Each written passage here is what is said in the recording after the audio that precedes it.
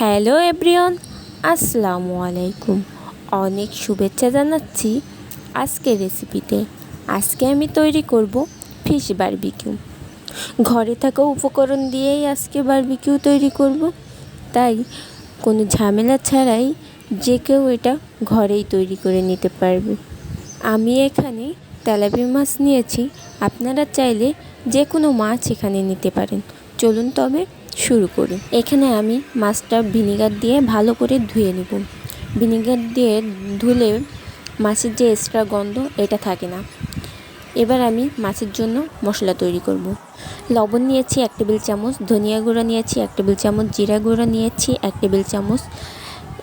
Table চামচ নিয়েছি লাল মরিচের গুঁড়া, 1 ফুড কাপ নিয়েছি হলুদ গুঁড়া, চাট মশলা নিয়েছি 1 টেবিল চামচ, 1 টেবিল চামচ আদা রসুন পেস্ট নিয়েছি, টমেটো সস নিয়েছি 1 চা চামচ, এখানে সরিষার তেলটাই ইউজ করব। অবশ্যই সরিষার তেলটাই ইউজ করার চেষ্টা করবেন। এখানে 1 টেবিল চামচ সরিষার তেল নিয়েছি ফুড কালার সামান্য, এটা চাইলেও স্কিপ করতে পারেন। ভালো করে মিক্স করে নিব। এবার আগে থেকে ধুয়ে রাখা সেই মাছটা আমি একটা টিস্যু দিয়ে ভালো করে ড্রাই করে নেব।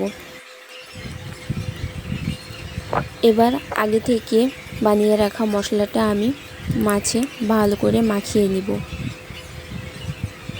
ভালোভাবে মাছটাতে মশলাটা মাখাতে হবে।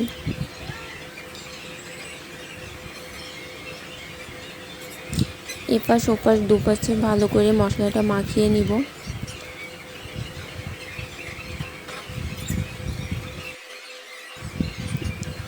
আর এখানে আমি কালো গোলমরিচের গুঁড়া দিয়ে নিচ্ছি, আর দিয়ে নেব 1 টেবিল চামচ লেবুর রস।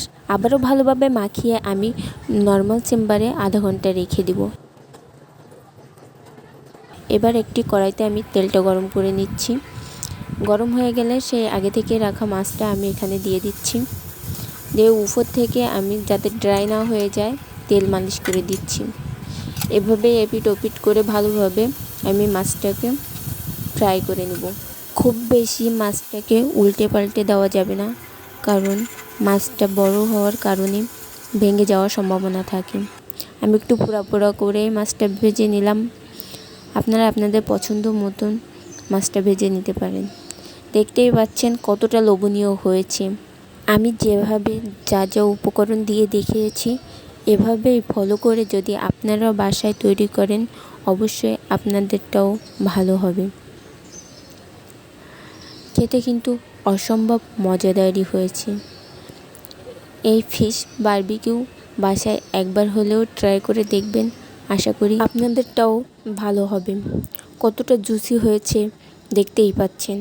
আমার ভিডিওটা যদি আপনাদের কাছে ভালো লেগে থাকে অবশ্যই পাশে থাকবেন। দেখা হবে অন্য কোনো ভিডিওয়ে। ততক্ষণ সবাই ভালো থাকবেন, সুস্থ থাকবেন। আল্লাহ হাফেজ।